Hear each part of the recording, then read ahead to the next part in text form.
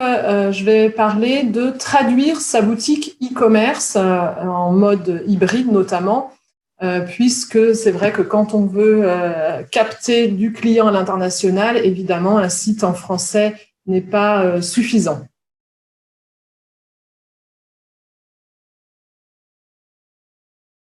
Donc, qui nous sommes?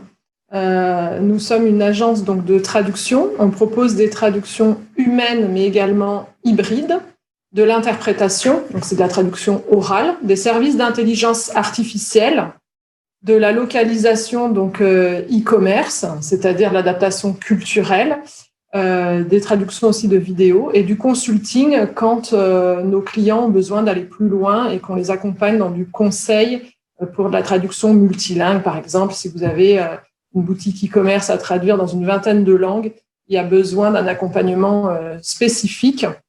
Nous pouvons traduire, mais nous pouvons aussi créer des contenus. Si vous souhaitez, par exemple, créer des newsletters, des livres blancs ou des articles, à partir d'un brief, on peut créer dans une langue. On vous accompagne aussi dans des stratégies de traduction et aussi dans tout un tas de services divers liés à la traduction. Il doit y avoir une autre petit carré imbriqué, Anna. Voilà, si tu appuies. Voilà. Donc, nos services sont disponibles en 102 langues. Donc, vous pouvez nous demander des traductions en anglais, en espagnol, en arabe, en chinois, en coréen, en italien, en allemand. Voilà. On a des experts, en fait, par langue et par type de domaine, puisqu'évidemment, un traducteur qui va traduire des conditions générales de vente ne sera pas le même qu'un traducteur qui va traduire des notices cosmétiques ou des descriptions de produits techniques. Voilà, pour la présentation de qui on est. Donc, ce qui est important de savoir au niveau de Internet, des visites au niveau international, c'est que 75% des internautes préfèrent lire un site Internet traduit. Donc, qui n'est pas forcément dans la langue de rédaction, mais dans sa langue, dans la langue donc maternelle de l'internaute. Vous, c'est pareil, j'imagine, en tant que Français, quand vous allez sur un site Internet, vous aimez bien avoir de l'information en français si possible, même si vous êtes à l'aise avec une langue comme l'anglais. C'est vrai que c'est plus agréable. Le chiffre suivant, c'est vraiment focus e-commerce. Et là, pour le coup, 90% des internautes préfèrent acheter dans leur langue maternelle. 75%, c'était pour lire des sites, mais par contre, pour le e-commerce, l'acte d'achat va être favorisé quand on a les informations pour acheter dans sa langue maternelle. Donc, on voit qu'on se coupe de pas mal d'internautes et d'actes d'achat si on ne parle pas à l'internaute dans sa langue maternelle. Alors, vous pouvez peut-être vous dire, l'anglais suffit, couvre beaucoup. Un Allemand va lire l'anglais, un Espagnol, il va quand même le comprendre. Parlons pas des pays scandinaves qui sont très à l'aise avec l'anglais. Et bien, pourtant, quand on regarde le prochain chiffre, on peut tout à fait voir que nos amis, par exemple, suédois, à 80% vont passer un acte d'achat plus facilement si c'est écrit en suédois dans la boutique e-commerce par rapport au fait si c'était traduit en anglais. Pourquoi ? Parce qu'on se sent beaucoup plus en confiance, on a l'information, on est sûr que le produit qui va arriver chez soi correspond bien à ce que l'on avait par rapport à ses besoins. Et donc, on est plus en confiance. C'est pareil, on se dit à qui on laisse notre argent, à qui on va payer. Et plus on est loin de notre langue maternelle, plus on s'éloigne en fait du e-commerçant. Et donc, à l'inverse, le e-commerçant, plus il va se rapprocher de son client, plus il va lui générer de l'émotion, notamment dans tout ce qui va être pré-vente, donc avec les publicités, etc., quand il va apparaître sur les réseaux sociaux. Et puis, dans le site e-commerce, s'il propose aussi tous les descriptifs de ses produits et toute l'information dans la langue maternelle de l'internaute, il aura vraiment beaucoup plus de chances de transformer les ventes. Il aura plus l'occasion de confirmer les ventes plutôt qu'avoir des simples visites. Alors là, cette donnée, donc on voit qu'aujourd'hui, les achats en ligne, ça représente 10% du commerce en France. Ça va être encore plus important dans les mois et les années à venir, je ne vous le cache pas, évidemment, surtout avec des périodes dans lesquelles on vit actuellement. Forcément, on voit le boom du e-commerce et même de toutes les e-solutions. Voilà. Et par contre, forcément, il y a aussi des nouveaux internautes, des nouvelles populations qui ont accès à Internet, des nouvelles populations internationales, notamment dans les pays émergents. Et donc, aujourd'hui, pour toucher 76% de la population sur Internet, si tu peux revenir en arrière, il faut 14 langues pour toucher donc 76% de ces internautes sur la toile.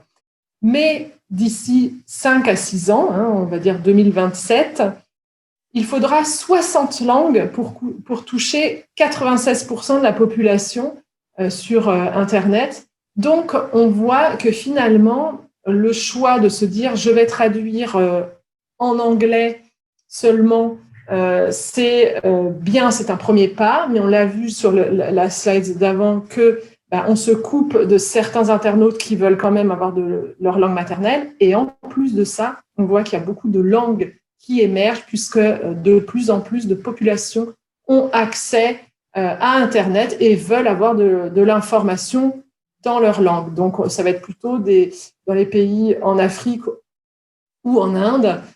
Et là, forcément, c'est aussi nos nouveaux challenges. Nous, en tant qu'acteurs de la traduction, ça va être pouvoir aussi proposer ce type de langue. Donc là, tu peux mettre la prochaine slide, Anna.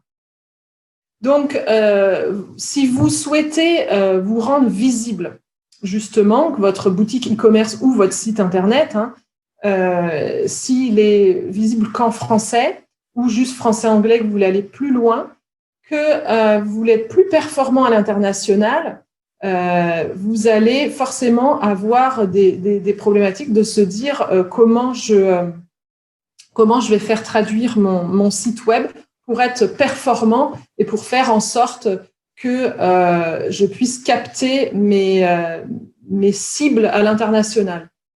Voilà. Donc, vous avez le choix entre une traduction automatique pure, où vous pourriez mettre un petit plugin et avoir accès aux traductions automatiques que propose le marché et qui peut faire sens dans certains cas. Par contre, le revers de la médaille qui va apparaître, forcément, c'est gratuit presque, c'est rapide, mais la qualité n'est pas forcément aboutie. On n'est pas sur des traductions très précises, on n'est pas sur de l'émotion non plus, c'est vraiment de la traduction automatique, c'est de l'intelligence artificielle, et la confidentialité n'est pas toujours maîtrisée.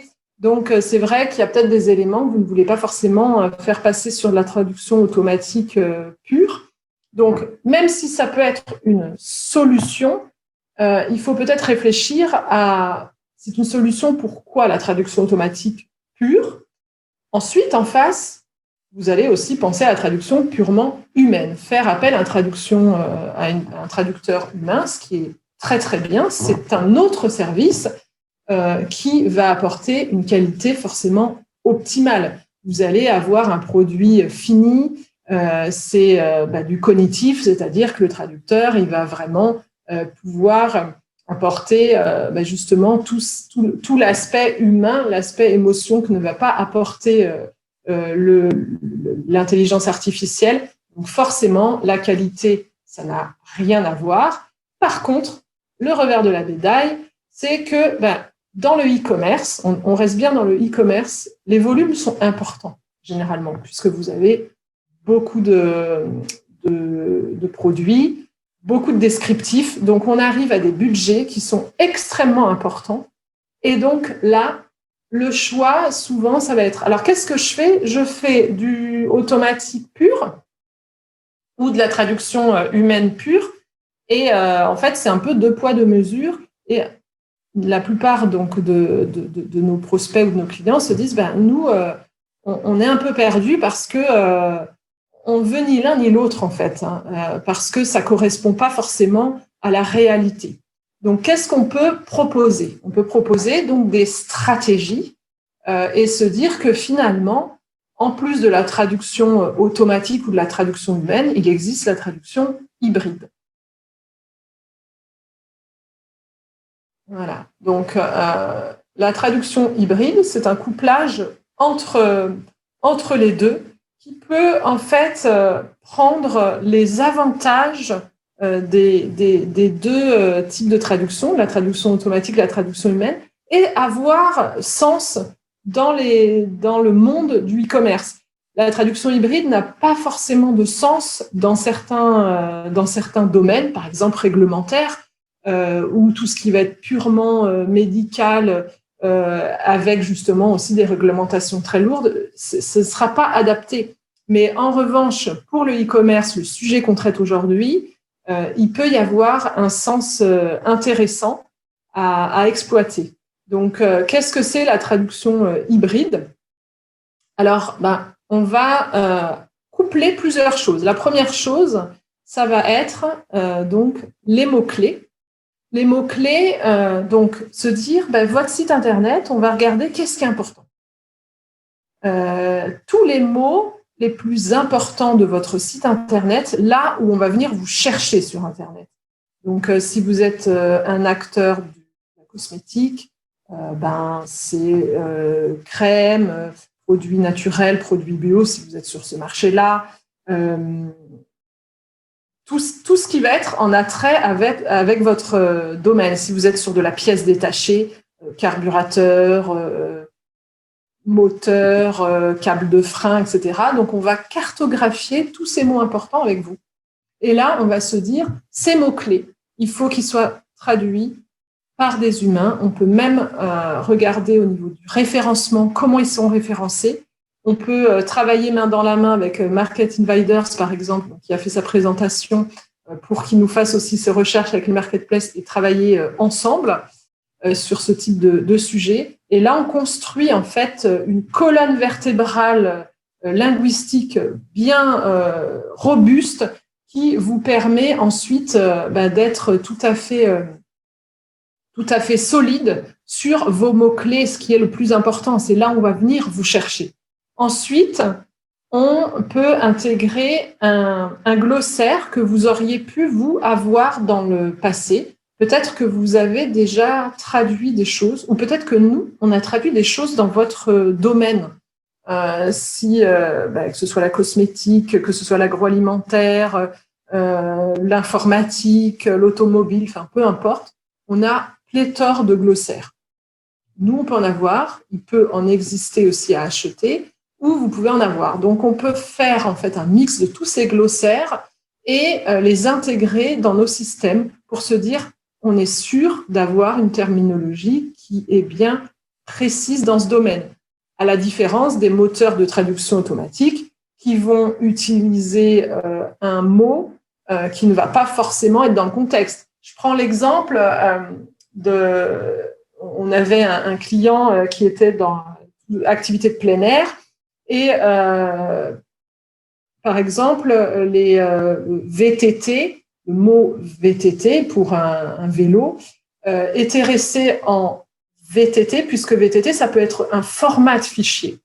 Donc là, forcément, c'est pas du tout adapté. Alors que si on avait un glossaire spécialisé dans les sports de plein air, VTT aurait été traduit forcément dans ce contexte-là. Et donc, il n'y a même pas de confusion. Et il y a plein d'exemples comme ça où on va forcément, quand on est dans le contexte et quand on a des glossaires ou des mots-clés bien précis, on élimine déjà les approximations ou les erreurs de base. Par exemple, un arbre à cames au niveau donc technique. Si le traducteur automatique le traduit comme un arbre, un chêne ou un pain, forcément, vous n'allez pas être crédible. Alors qu'un arbre à cames, c'est sûr, dans un glossaire, dans un glossaire technique professionnel, il sera bien traduit. La troisième composante, ça va être la fameuse traduction automatique. Donc, on va créer des systèmes personnalisés, customisés, où on va injecter ces mots-clés qui ont été traduits par des humains, ces fameux glossaires. Et ensuite, la traduction automatique va venir boucher les trous, juste boucher les trous. C'est-à-dire que d'abord, on fait venir du spécialisé et ensuite, on va ajouter le complément en traduction automatique. Qu'est-ce qui se passe après? Une fois qu'on a tout ce puzzle qui est réuni, on va avoir de la post-édition, on appelle ça de la post-édition humaine. C'est-à-dire qu'on va avoir un traducteur humain qui va repasser là-dessus et il va regarder, notre système va mettre des statuts. Un statut par source de contenu. Là, cette traduction, elle vient à 100% d'éléments qui ont été fournis par le client. Tu peux lui faire confiance. Ça vient par contre d'une traduction automatique. Ça vient d'une traduction automatique, mais par contre, ces mots-clés, ils viennent du glossaire, ou ces mots-clés viennent des mots qui ont été traduits précédemment par le traducteur spécialisé dans le domaine. Et donc, le traducteur humain, lui, va repasser en priorisant évidemment les éléments qui ont été traduits de façon automatique et il va les améliorer à différents niveaux. À nous de nous mettre d'accord sur le niveau d'aboutissement, se dire jusqu'où on veut aller. Est-ce qu'on veut juste corriger la grammaire et l'orthographe, regarder si les chiffres, ça convient bien, les unités de mesure aussi? Est-ce que c'est suffisant? Ou alors, est-ce qu'on veut aller beaucoup plus loin et repasser tout de A à Z? Voilà, ça va ensuite jouer sur le tarif. L'autre question aussi, c'est peut-être se dire, est-ce qu'on a le même niveau de post-édition, c'est-à-dire de révision humaine, sur l'ensemble du site ou sur une partie? Et donc, à chaque fois, on va faire du sur-mesure pour réfléchir à tout ça et faire en sorte d'avoir un budget optimisé. Et donc, cela donne la traduction donc, de votre boutique en ligne qui est prête à aller plus loin, à aller gagner des clients à l'international.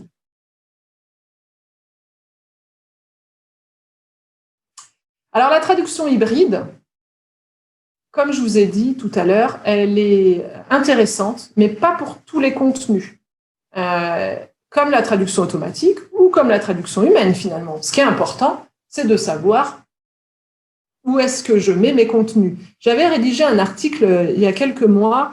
Le titre s'intitulait « Est-ce que vous lavez tout votre linge sale à 90 degrés ?» La réponse, évidemment, c'est non. Eh bien, c'est pareil dans la traduction. Est-ce que vous allez tout faire traduire en hybride? Non. Quand vous faites votre linge, vous allez trier le blanc, le foncé, le fragile, le pas fragile, etc. Donc, vous faites un tri.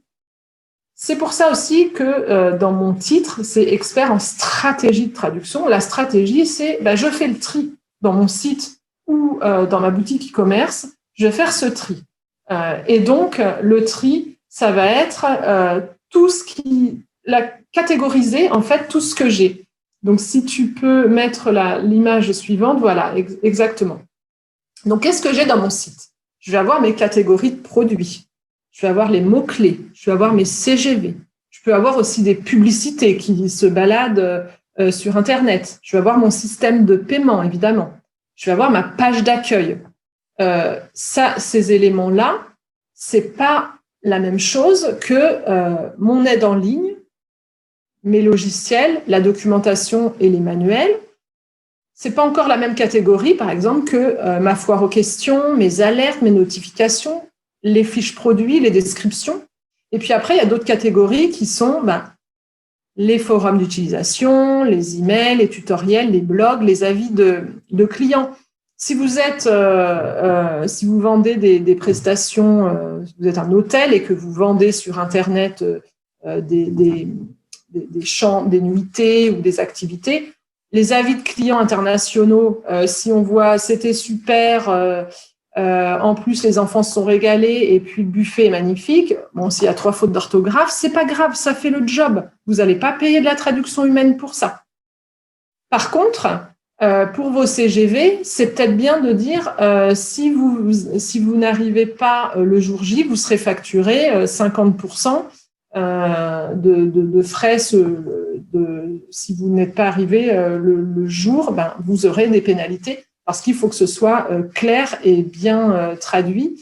Si tu peux juste appuyer, voilà, et encore 2 fois, voilà, c'est ça. Donc, moi, c'est un petit peu généraliste. Généralement, c'est ce qui se passe. Sur la gauche, on va plus mettre de la traduction purement humaine. Sur la droite, du pur automatique. Et au milieu, c'est là où, généralement, on va faire de l'hybride. C'est ce qu'on a constaté avec nos clients. C'est surtout là où on se dit, ben, finalement, l'hybride fait sens, même si, évidemment, parfois, on aimerait tout traduire avec du purement humain parce que c'est la Rolls-Royce et on en a très envie. Mais j'ai envie de dire, c'est comme quand vous choisissez une voiture. À un moment donné, il faut faire des compromis. Se dire, bon, ben, OK, la clim, c'est hyper important pour moi. Eh ben, je prends la clim. Par contre, le bip-bip d'angle mort dans le rétroviseur, bon, je peux encore tourner la tête, ça va, je vais y arriver. Voilà, c'est des choix après à faire ensemble. Et nous, on est là pour guider, réfléchir, étudier, se dire, ben, là, c'est bien, là, c'est peut-être intéressant de creuser pour tel ou tel contenu. Ça se réfléchit, et puis d'une langue à l'autre, c'est pas toujours les mêmes stratégies, puisqu'on peut se dire, ben, pour l'Allemagne, on sait que ce qui est hyper important, ça va être les fiches produits. Par contre, je sais pas, pour l'Espagne, ça va être les tutoriels, parce qu'ils ont besoin d'aller regarder comment on va monter la pièce. Donc, les tutoriels juste en automatique, moi, ça me fait un peu peur. Je vais plutôt le faire comme ça.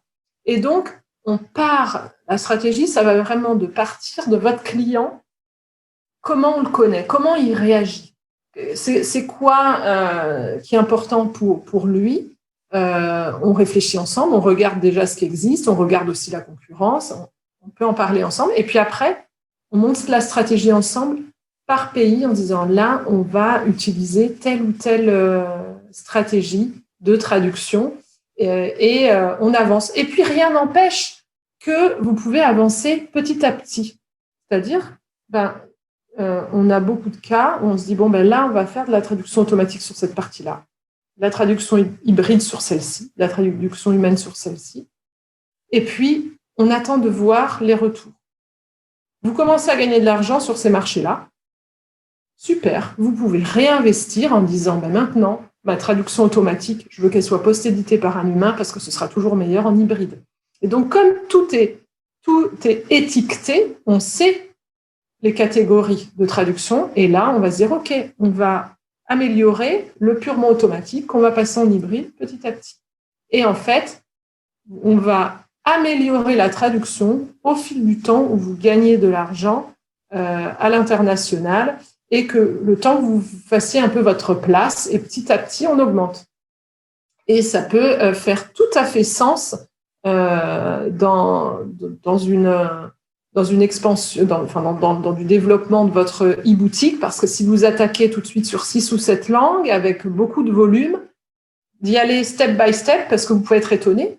On a des clients qui ont mis le paquet sur une langue, et puis finalement, c'est une autre qui a fonctionné, un autre pays, et disent, bon, ben là, finalement, on va changer un peu d'aiguillage. Donc, pour tester un marché, y aller petit à petit, ça peut être pas mal. Avoir aussi le retour de vos utilisateurs, leur poser la question, d'avoir un petit endroit, qu'avez-vous pensé de la traduction? Et puis, donc sur des pages qui ont été faites de façon humaine, d'autres hybrides, d'autres automatiques. Et puis, si vous voyez que les retours sur l'hybride, ça va bien, ben on peut tout passer en hybride. Si sur l'automatique pure, ça fait le job, ben pourquoi pas.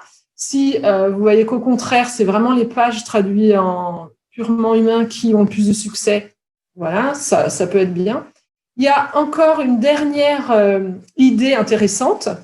On peut définir des best-sellers. Dire, OK, j'ai 500 produits. Sur ces 500 produits, j'ai 1000 mots à chaque fois. C'est énorme, 500 000 mots à traduire en purement humain. Mais par contre, mes best-sellers, je pense que ça va être ces 80 produits. Donc, ces 80 produits, moi, je veux du haut de gamme. Donc là, on va faire une traduction humaine, révisée, un truc au top.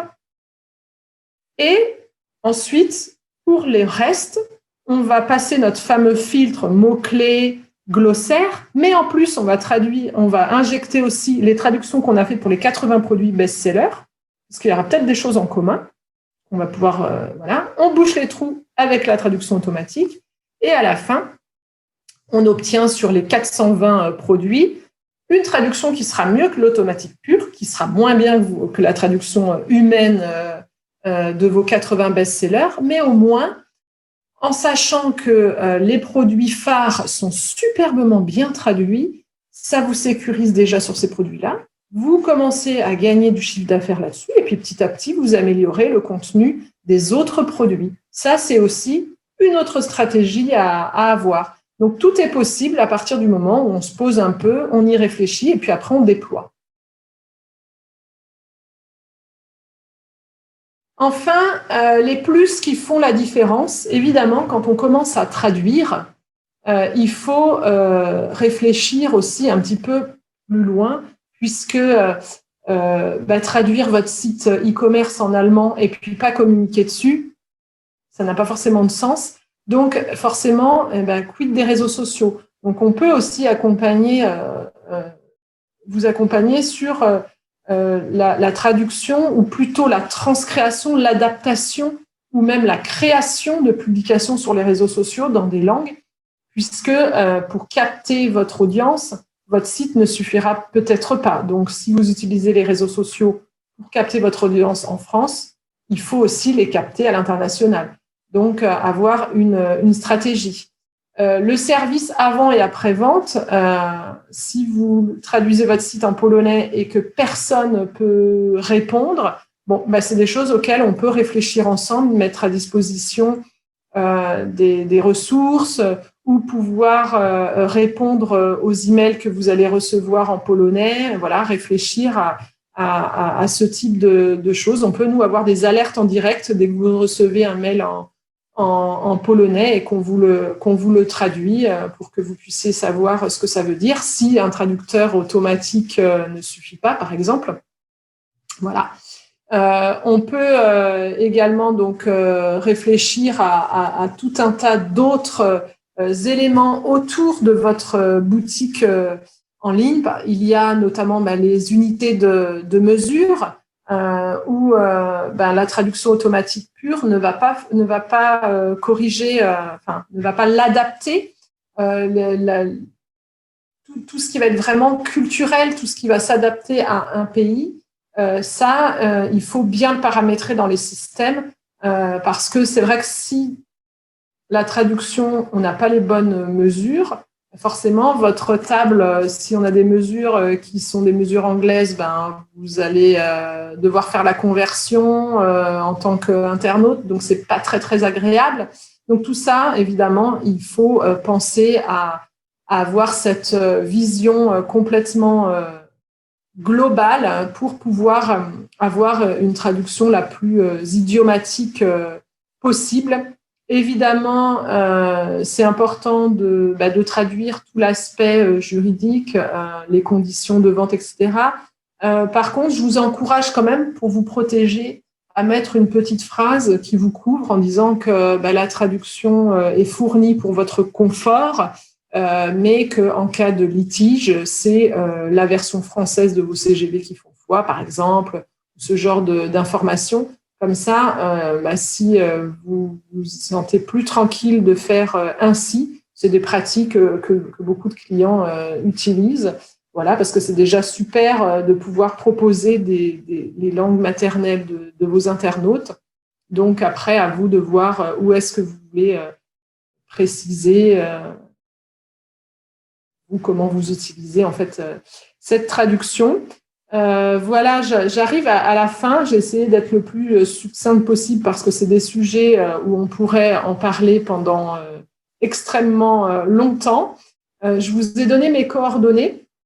là, sur cette dernière page, avec un lien qui vous permet de prendre rendez-vous sur mon calendrier si vous n'êtes pas disponible pour les rendez-vous B2B. On peut tout à fait donc prendre rendez-vous à un autre moment.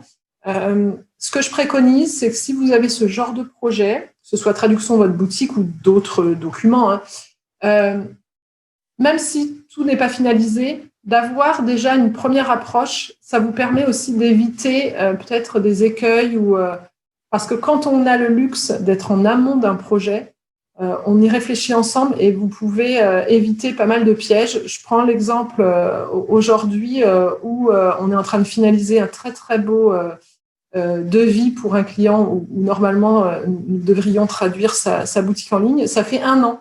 Ça fait 1 an qu'on l'accompagne pour réfléchir à la meilleure stratégie pour déjà la construction de son site et pour que derrière, la traduction soit la plus simple possible. Donc, réfléchissez, si vous n'avez pas encore construit votre boutique en ligne, de standardiser et de réfléchir à derrière la traduction. Alors, c'est pas évident quand on n'est pas dans ce monde, donc n'hésitez pas à nous appeler avant et on peut vous dire déjà regardez votre site en disant mais là attention parce que derrière pour tout décliner ça va être compliqué.